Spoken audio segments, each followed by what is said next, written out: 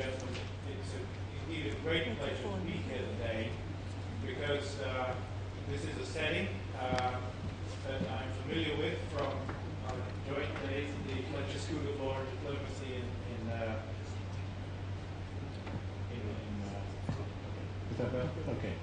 in the United States, Massachusetts, where we had these kinds of talks probably about twice a semester.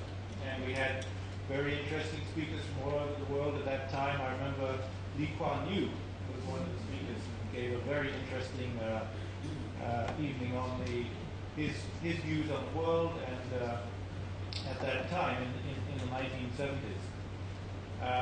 So this is a pleasant surprise for me to be invited here by you, Dr. Songjet, to speak. And before I begin, though, I want to mention, give you a thumbnail sketch of the World Bank Group, as many of you may not be that clear about what this organization does.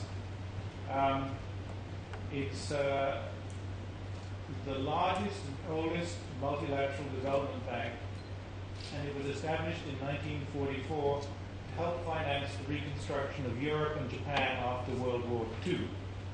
The Asian Development Bank, which is based in Manila, is another similar multilateral development bank which covers Asia, and I'm delighted to have a representative from that distinguished partner institution here today.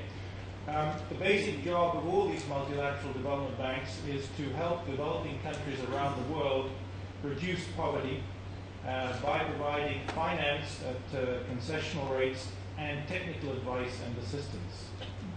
Where does it get its money? The 187 member states who own the World Bank is a kind of international cooperative, financial cooperative. All of those 187 countries each hold shares in the World Bank in proportion to the size of their gross domestic product. So the US is the largest shareholder with, I think, currently about 16% of the shares. And an island state like Kiribati in the Pacific is one of the smallest with a proportion of shares probably about 0.0005%, very small because obviously its economy is very small. The World Bank uses this capital base to borrow in the global capital markets, and it is one of the largest international borrowers after the United States Treasury. It then takes these funds and relends them at favorable rates for high priority development projects and guarantee operations in its developing member countries. Its International Development Association arm uses highly concessional funds given to the World Bank by donor countries. The Asian Development Bank has a similar arm where it gets concessional funds also from the donors, which go to the poorest countries again for high priority development projects and guarantee operations. It also has a third arm, the International Finance Corporation, which supports development worldwide. These projects that are financed and the funds are carefully supervised, mainly through the World Bank's 100+ country offices, and funds are released or disbursed only when certain progress benchmarks have been reached. We do not give all our money out at one time. We disperse it over a period of time related to the project in question. Now, the World Bank's lending, as well as that of the other multilateral development banks, has jumped in response to the food, financial, and fuel crises since 2008. As private capital sources dried up and governments and firms turned to these and similar sources of counter-cyclical financing. And the Asian Development Bank was another of the sources of capital that became very important after the financial crisis. In the last 3 years, the World Bank has lent about $50 to $60 billion a year, compared to about $25 to $35 billion before the crisis. So a very big jump, but small in relation to total requirements, as we'll see in a moment. Now, the World Bank, in addition to providing funding also conducts a large program of analytical work and policy work to support countries with economic planning and priority setting. In the last 15 years, the World Bank has also done a great deal of work on what are called global public goods, of which climate change is the example par excellence. These are areas where it is vital for the international community to solve problems in a common way, because there is no winner if climate change gets worse and worse and worse, but it requires a global community effort to fight climate change. No one country, no one corporation, no one individual can fight climate change and deal with it. So these are global public goods. Now, there's plenty more about the World Bank and the International Finance Corporation on their respective websites, and I recommend you to go to those if you want to find more information about those two institutions. So I'd also like at this point to really express my thanks, Samket, for inviting me here today. And it is really a privilege to come to the Institute of Diplomacy and International Studies, a splendid institution which has been going for five years now. And you are doing tremendously important work preparing a new generation of diplomats, financial specialists, and people who will go and work in civil society in countries, governments, and private enterprise around the world, and especially Asia. And that's a wonderful thing to do, and so I commend you for this tremendous initiative and the institute you've established. All right, so let's look around now at, let me turn to what's happening in the new global economy and efforts to make development assistance more effective. I cannot say better than what was at the beginning of the video about how much the world has changed since we were at graduate school. Extraordinary changes in the rate of growth, and most particularly in the economic relationships between what used to be the rich countries of the world and what used to be called the developing or the less developed countries that were when we were both in graduate school. Tremendous change. And I want to start with a personal story which will animate that, I hope. Back in the 1970s, I worked on the East Asian countries as a young economist. And the World Bank in those days consistently underestimated the growth rate of the East Asian tigers in the 1970s. I had a friend who, in particular, I remember he worked on Korea. He was the country economist for the World Bank on Korea. And he spent many months discussing with the government their projections for future growth of exports and the economy as a whole. And he forecast that Korean exports over the next 5 years were going to grow at a rate of 25% a year. He was told to reduce, by his boss, he was told to reduce that estimate to 15% because that was the maximum that his boss and the managers in the World Bank thought it was possible for Korea to increase its exports by. They couldn't envisage anything better. But the Korean government officials and he turned out to be right, and he and the Korean government officials knew something that the World Bank management did not. So let's look a bit more at this changed global economy, because it really is a time, as the president of the World Bank has said, tectonic plates are shifting. In the 1990s, developing countries accounted for about a fifth or 20% of global growth. Today, they are the engine driving the global economy. In Asia, Asia has kept the global economy going after the financial collapses in the United States and Europe. In global investment, developing countries account for a little more than 20% of the total in 1990. Today they attract about 45%, about half. Tremendous change. Over the past 10 years, developing countries have grown nearly 4 times faster than developed countries, and that trajectory is expected to continue. let's look at one specific country in particular to give you sharp evidence. China. China is today consuming over half of the world's cement, almost half of the world's iron ore, steel, pigs, a third of the world's eggs. Imagine that. It's the world's biggest consumer of minerals, such as copper, aluminum, and nickel. And net foreign direct investment in China is today running at about $180 billion a year, compared with about $40 billion just 10 years ago. This is formidable.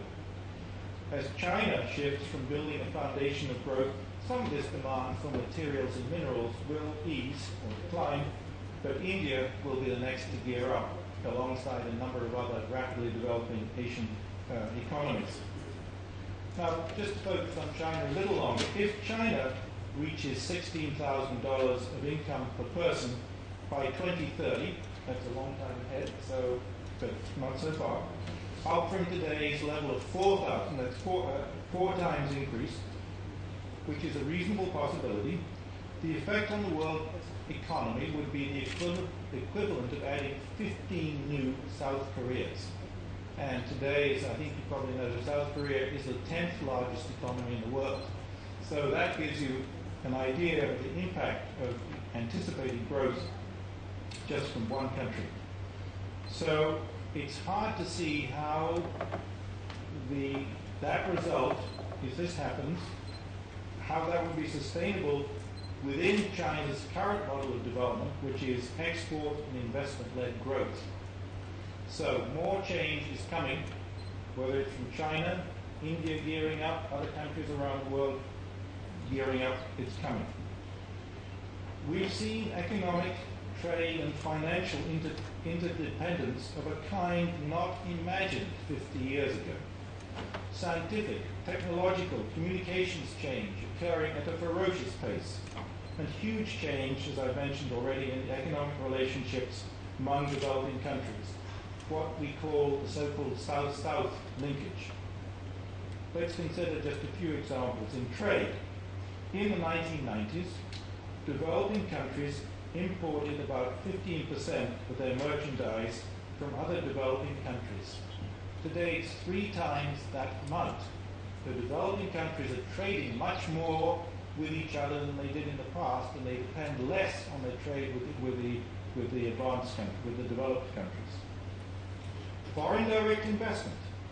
In 2008, South-to-South foreign direct investment accounted for about 1/3 of total foreign direct investment going to developing countries. Today, just 4 years later, it's closer to 40%, a substantial change. Infrastructure investment. Between 1996 and 2006, developing countries provided about 40% of foreign investment in Africa, almost 43% in Asia, and about 16% or close to 16% in Latin America. And lastly, aid. Complete change.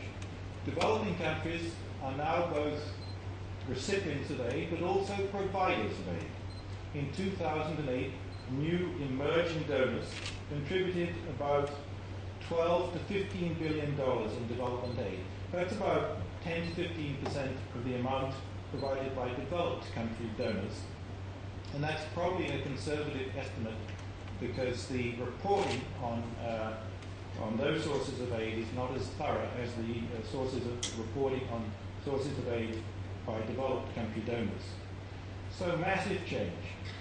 And finally, around the world, it's no longer European, Japanese, or American models of development that developing countries are seeking to emulate. They are looking at and learning from each other.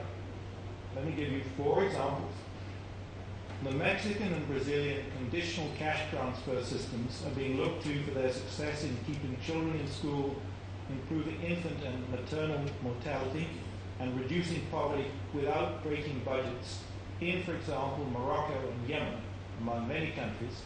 And even 4 years ago, New York City asked the World Bank for an introduction to the Mexico government so that New York City could learn about the program Oportunidades, which is the Mexican government's program of social welfare, because New York City was worried about the need to reform its own social welfare system in New York City.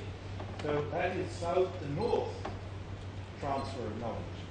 And that's going to also occur with increasing frequency. India's information technology services industry is being used as a model by many countries in Africa, for instance, Ghana, Kenya, Madagascar, Mozambique, and a number of others. And Colombia has developed a mass transit system that has been recognized as international best practice and has been replicated in cities across Latin America, from Mexico City to Santiago and to Lima. Now, of course, the developing countries still have plenty of problems. To name just a few, some 75% of the poor who are living on less than $2 a day are in middle-income countries like China. Ireland even has a poor population. And that is, so there are a lot of poor people in middle-income countries. Morocco and so on in the Middle East. These are middle-income countries with substantial poor populations. About 1 billion people still live in what we call fragile countries. That's countries that are in conflict or susceptible to conflict. And in those countries, the poverty rate is about 54% globally in all those countries, compared with about 22% for the lower income countries of the world as a whole. So it's much more than double. So it's a huge poverty problem in those particular states. 1 billion people with living in poverty there. There are tremendous problems still with infant, child, and maternal mortality. There is a growing issue with income inequality in what's been called the multi-speed economy, with its big winners and quite a few losers. There's a growing discussion of that, and it's become a big issue in the United States presidential election already. There is tremendous environmental and climate change damage, and that is still a growing problem and a worsening problem, and I think probably for your generation, the major challenge you will face as a global community. Our generation, I don't think, has left a good legacy on environment and climate change. We have done other things well, but not that. And then we have continued fallout from the financial crisis in Europe and the United States, which has put a huge dent in growth rates worldwide. And then there are many countries in Africa and the Middle East which lag behind in economic development terms. Those of you who are from Asia live in an entirely different world from the countries of Africa and the Middle East, where there is, they are still 20 to 25 years behind many countries in this region. Nevertheless, compared to many predictions made 15, 20 years ago, overall progress has been remarkable, with a primary millennium development goal, which is to reduce extreme poverty by half between 1990 and 2015, almost achieved. The number of extremely poor people was down to about 1 billion in 2010, that's 2 years ago, compared with 1.8 billion in 1990. So we're almost there. Over that period, world population increased from 5.3 billion to 7 billion. So the proportion of the population in poverty has declined remarkably in that period. Much of this progress reflects the success of China, India, and other countries in the Asia region. So what do these enormous changes and big remaining challenges mean for the future of multilateralism in what is a more multipolar world, less dominated by a small group of rich countries than before? And what would such a world look like? First, it would provide poorer countries access to rich country markets. An example would be providing access for Caribbean sugar producers to the United States sugar market. It would facilitate foreign direct investment, innovative financing, and technology transfer. One example that I'm familiar with from having worked many years in the Middle East is the wider use of drip irrigation in agriculture. Since agriculture typically uses 70% of all water in a country, and much of that water is wasted, and water is becoming an increasingly serious problem globally, with certain parts of the world, it's a major problem. This world would also support good governance, openness, and transparency to ensure that governments pay attention to citizen voice and social accountability. An example is India's Freedom of Information Act of 2008, one of 40-plus similar efforts by developing countries to make their governments and more accountable to the people. This world would also support multilateral innovation to improve access to energy, food security. Remember the food crisis of 2 or 3 years ago? Many countries still suffering from high food prices and some from shortages of food. Open competition in services, which still remain very closed.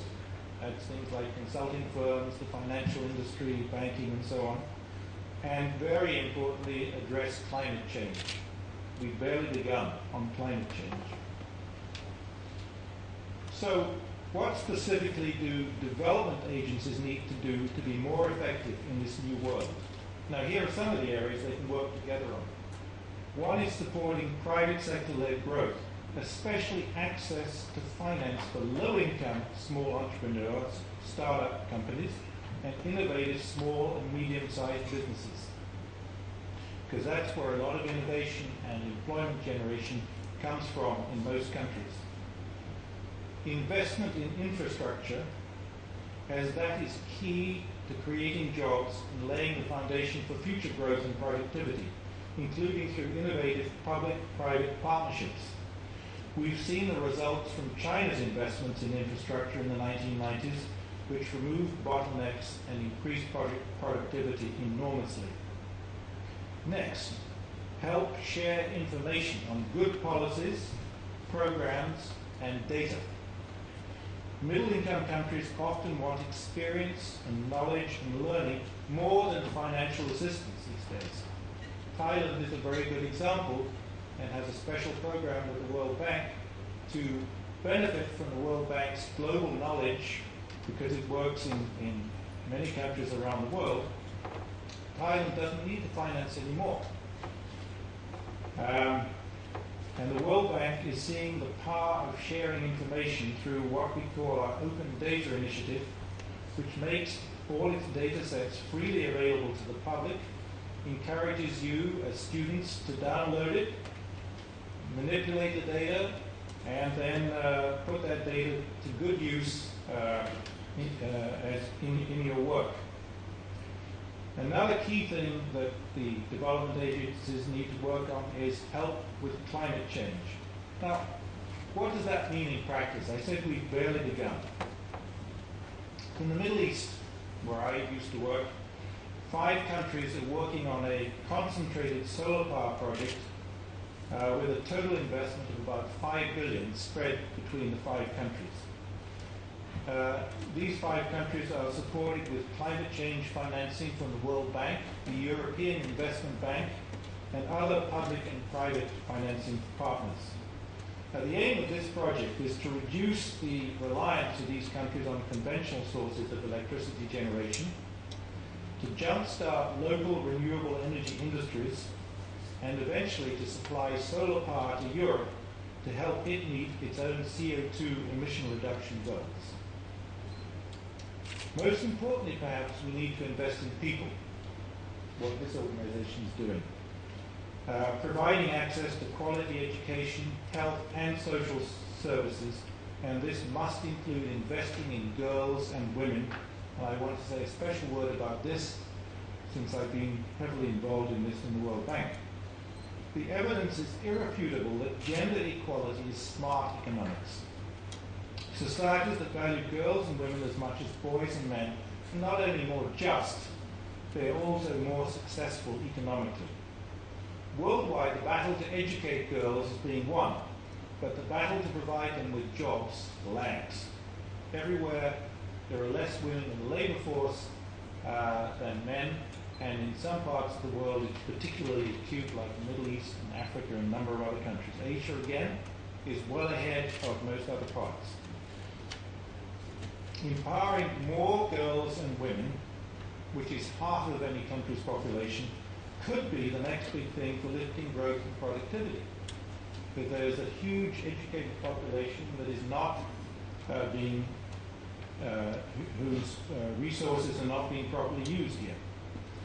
Good data and analysis are badly needed, and you can all help by generating robust research results as graduate and doctoral students and implement effective programs as you go out into the world in your professional capacity in the future. Foreign assistance is still critical, not least for the bottom billion people who live in these conflict-fragile countries. And these countries, by the way, with their billion people, are not expected to meet a single Millennium Development Goal by 2015. So that gives you an indication of the kind of challenges that globally we will still face in the future. But we need to move towards a system that is based more on mutual economic benefit. And we need to do a better job at demonstrating the effectiveness of aid, showing value for money, and results. And we need to expand the contributors to bring in innovative approaches.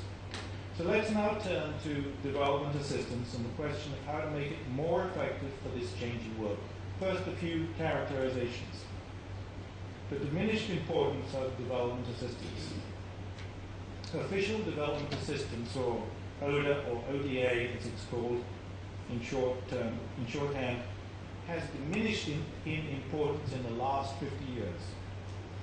ODA, as you probably know, is all official concessional financing which has a specific grant element from 24 member developed countries who belong to the Organization of Economic Cooperation and Development. That money is being provided specifically for economic development purposes. Now, Korea is the most recent OECD member and joined in 2010. Historically, ODA was important. In the 1960s, ODA represented about 70% of all capital flows to developed countries and averaged about 0.4 to 0.5% of GDP of the then OECD member countries. Just by way of comparison, the United States Marshall Plan to Japan and Europe, which helped reconstruct Japan and Europe after the Second World War, cost about 2% of US GDP, substantially more. Now, it's widely accepted that ODA for the reconstruction of Japan and Europe after World War II was successful, primarily because receiving countries had sophisticated institutions and governance systems and a well-educated population, which helped hugely to ensure good results. Examples of the achievements were the Shinkansen high-speed rail network in Japan and the rebuilding of Europe's coal and steel industries.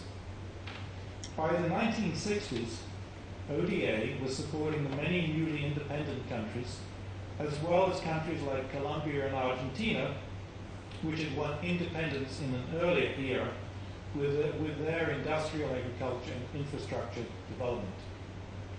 There were many successes, such as the Indus River Basin Treaty between India and Pakistan, which has resulted in 60 years of collaboration using that river basin to the benefit of both countries' agriculture and industry without a war causing it to be broken. The eradication of river blindness in West Africa, which is an incredibly debilitating disease. that was wiped out by the early 1980s, and a green revolution around the world which ensured that there was adequate food at an available price for a growing population. There were also a fair share of failures, I have to say, and we can discuss those if you want to. But by the 2000s, by the beginning of this century, ODA had declined to about 13% of capital flow. From 7% to 13%, a huge decline. What caused the change? First of all, it was overtaken by trade receipts. Trade became a much more important source of foreign currency for countries. Then, private capital flows became increasingly important. That's through foreign direct investment, portfolio investments, and bond issues from banks. And most recently, from migrant remittances, a colossal change. And all of this was even as aid budgets continued to grow. But ODA continued to play a significant role. For example, it made a major contribution to the Asian tiger miracle of the 1980s and 1990s. That's Hong Kong, Malaysia, Singapore, South Korea, Taiwan, and then later China, Indonesia, and Thailand. So that's one change. Diminished importance of official development assistance. Another is that there are many more players in the development game with funds that dwarf official development assistance. You have a vastly more important private sector, non-government organizations, civil service organizations, foundations, and remittances from migrants.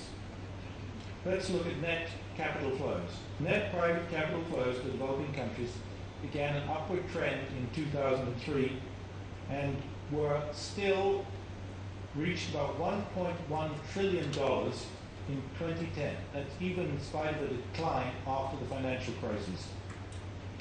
And that compared with $120 billion of official development assistance. So its private flows are almost 10 times that of official development assistance. And that was even though official development assistance increased enormously in response to the financial crisis. However, note that 70% of those private capital flows go to just 10 middle-income countries. Think China, other Asian countries, several countries in Latin America, one or two in Europe and the Middle East. That's about it. So a big problem for the 100 plus other developing countries remains, how do we attract more private capital? How do we get our share of private capital and use it productively?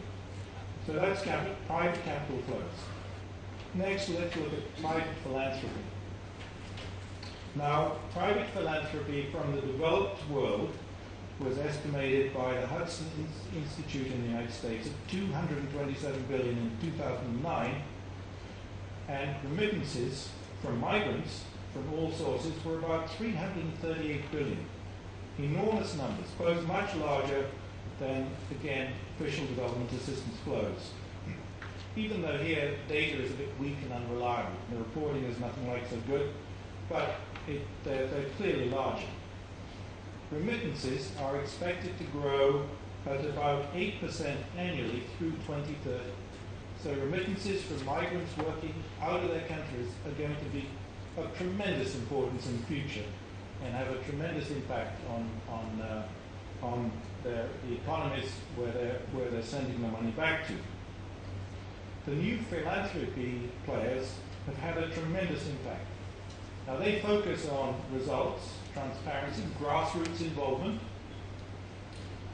creating lasting institutions, as well as innovative approaches to stubborn problems that have eluded solution for many years.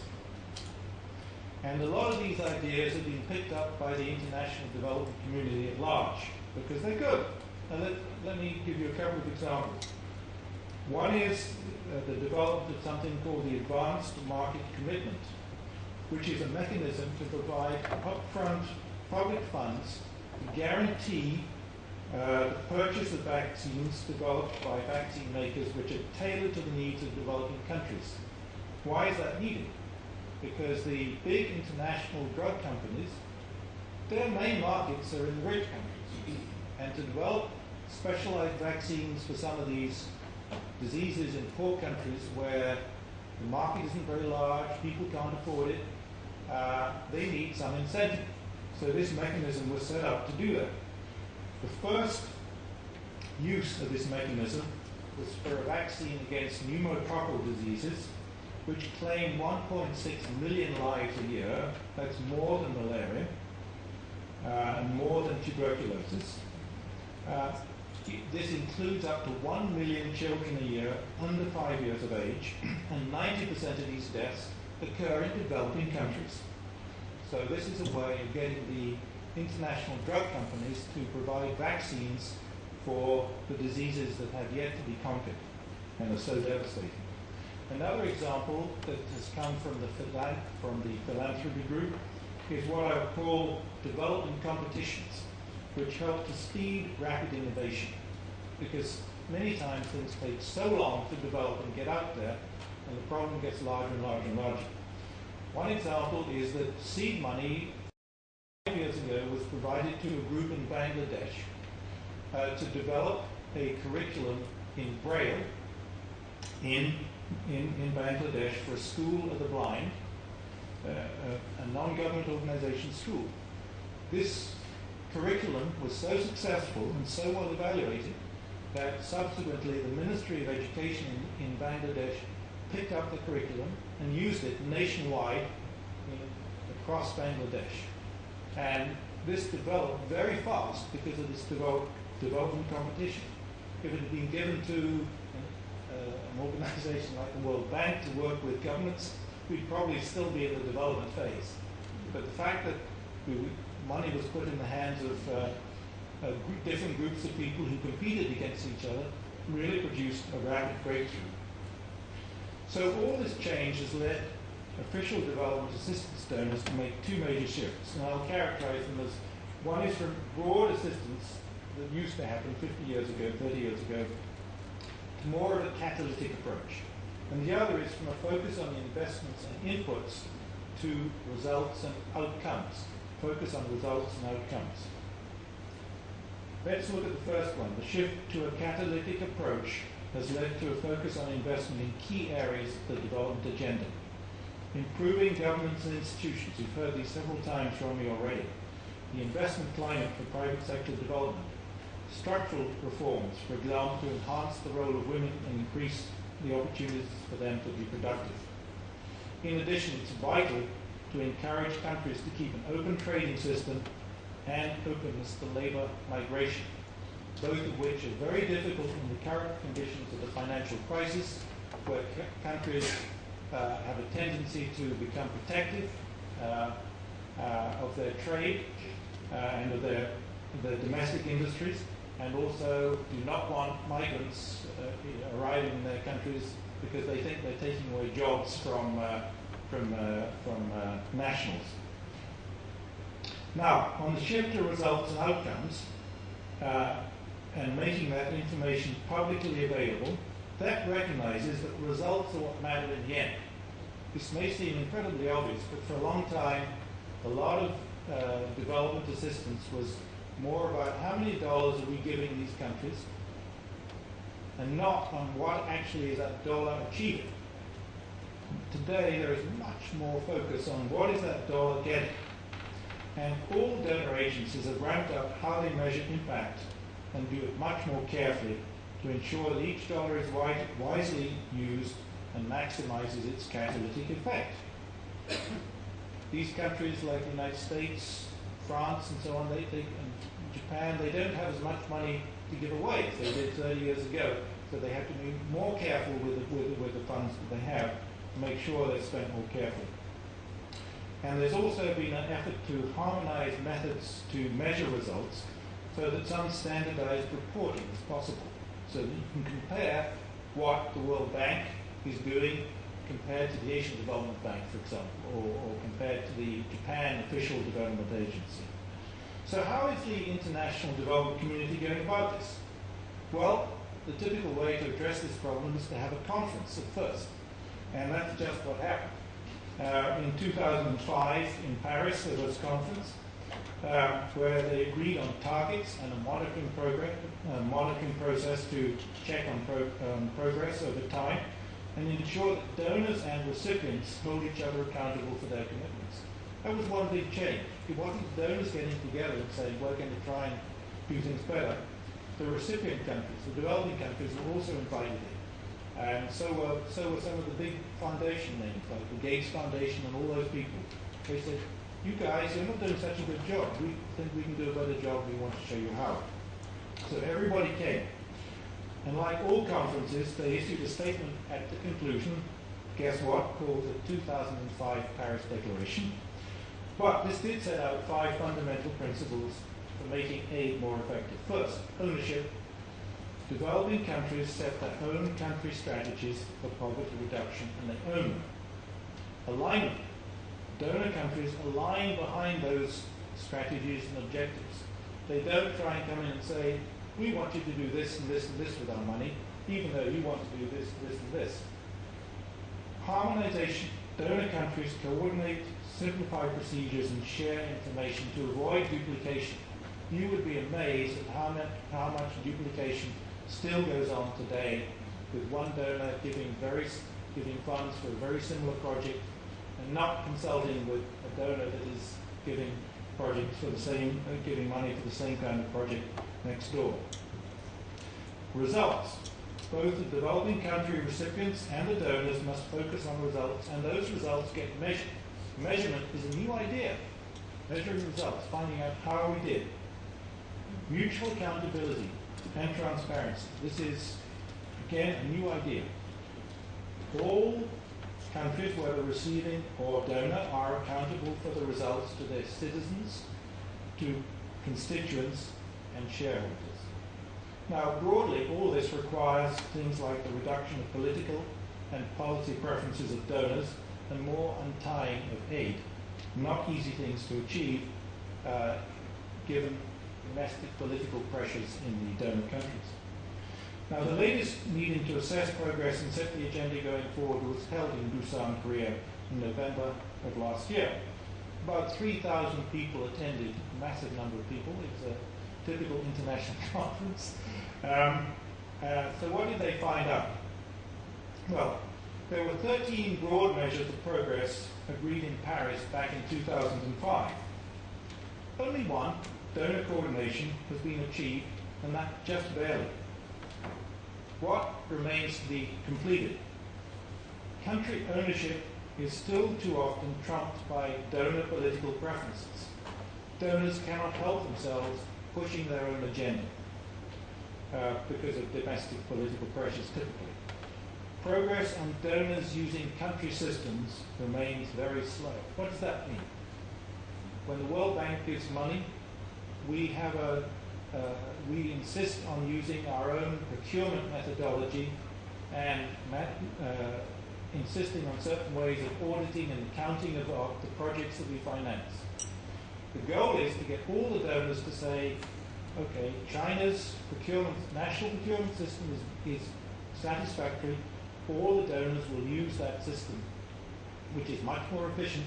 We don't have to use 10 different donor systems as well. So there's a lot of progress that needs to be made there too. Donors are reluctant to give up that control. Countries still tend to shift their own resources out of donor-supported sectors. They say, well, we're getting $1 billion in the education system in our country. Well, that's good. We'll move out $1 billion. We can spend it on other things, like infrastructure or agriculture, and so we have a substitution effect, not a cumulative effect. Tide aid is an issue, despite considerable progress. Tide aid is when I give you money, and I say you have to use it to buy goods and so on in my country. And of course, the prices are not so good, because you don't have international competition, which is the way to get cheapest prices. And the progress, for example, in the US is quite interesting. The United States reduced its tide aid the proportion of tied aid, or untied aid, sorry, from 32 to 68% between 2005 to 2010. But that still leaves a third of its development assistance tied, which is frustrating to the recipient countries. Measurement metrics still leave a lot to be desired. For example, no good indicators exist for measuring government still. We're having a lot of trouble figuring out what is the best way to measure effective governance. Donors are still working on being more flexible, and there remain plenty of coordination issues. The US alone has 15 agencies engaged in developing assistance. 15 agencies. And the private sector, as well as NGOs and civil society organizations, still too often create their own strategy in a country. And Uganda, among many other countries, has complained loudly about that sort of problem in recent years. Now, the Busan conference in Korea last November also zeroed in on the problem of the failure to really support these fragile countries, the ones that are in conflict or susceptible to conflict. Think of Timor-Leste, Solomon Islands, and so on in the Asia region, and there are many other countries, many in Africa, some in Latin America, Haiti, for example, in the Caribbean. These countries, as I mentioned, are not expected to meet a single Millennium Development Goal by 2015. And that punches a huge hole in the development community's commitments. And so at this conference, a renewed effort was agreed, and it was basically asking donors to take more risk to help these countries. To conclude, let me use the World Bank as an illustration of how a major development agency reports on its results. And this is what we produced to show those results, and I have a number of copies, and I also have a number of what we call postcards, which give you the website address and so on, so that you can see for yourself on the World Bank website, and also for the other 7 development institutions, including the Asian Development Bank, in the Common Performance Assessment System report, which looked at the 7 development agencies and compared their performances. So that's available. So how are we now improving our reporting on results? For many years, the World Bank has reported on country and task or project level information. And those reports over time became increasingly specific, made an attempt to measure out results and so on. Over the years also the donors to our concessional arm, the International Development Association, became more and more demanding about how their money was being used. And that spurred a lot of activity by the World Bank and the other multilateral development banks in learning how to measure better and report better on how we've been using these funds. But none of these reports really provided what I call a corporate level overview of how the World Bank was contributing to the economic development of its client countries. So, in response to this Paris Declaration of 2005, the World Bank and the other multilateral development banks developed what we called a corporate scorecard, which is common in the private sector. And this has a common format and framework. There's a 4-tier structure with a 7 measurement indicators for each tier. Tier 1 covers the development progress of bank client countries as a group. For example, one group is jobs, growth, and poverty. How are the countries doing there collectively? The second measures the World Bank's contribution to those same sets of indicators. How are we contributing as an organization to the goals of our countries that we want to help? The other 2 tiers measure internal operational and organizational effectiveness inside the World Bank, which supports our overall efforts. So, how are we doing?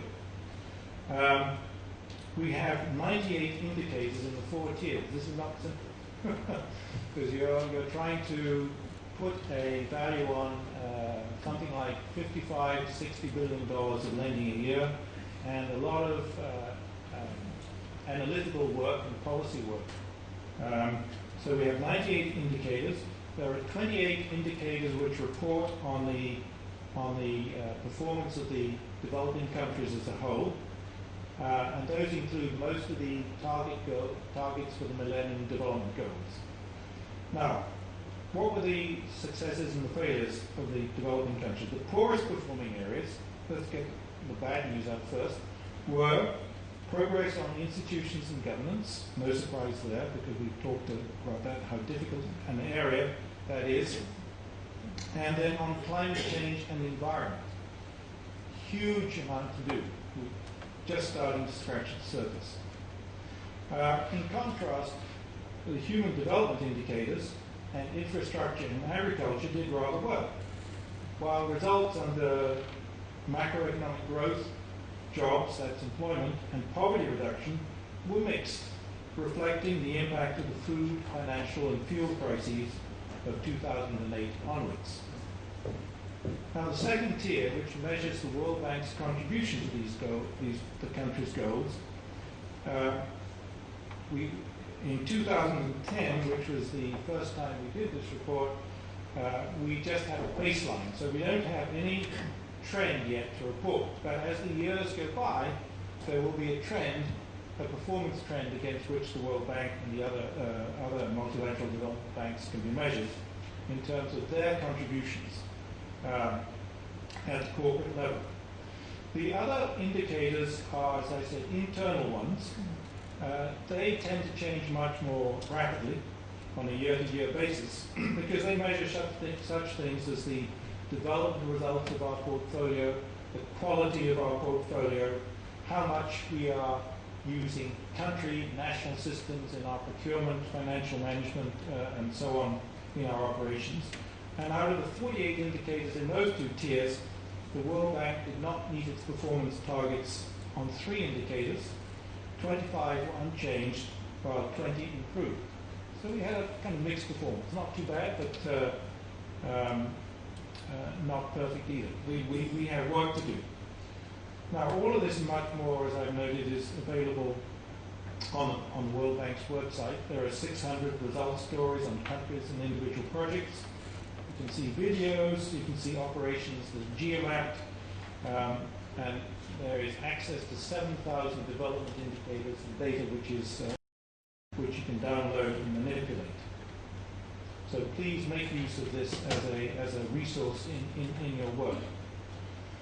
In conclusion, so we live in a changed global economy with new relationships between the development partners. The evidence is all around us. This requires a change in the way the multilateral system is organized to help ensure that progress in the next 30 years is as good as, if not better, than the progress that's been achieved in the last 30 years. The traditional donors in particular have to modernize to fit in with this new world, in which their absolute role is much smaller, but their catalytic influence remains important. We've taken a brief look at how they've met this challenge so far and how one agency, the World Bank, is progressing. The international development community needs to keep pressing ahead, and I hope that many of you here today will be part of this exciting future. And good luck to you all in your future endeavors, and I'm happy to answer questions and have a discussion as a result of this presentation.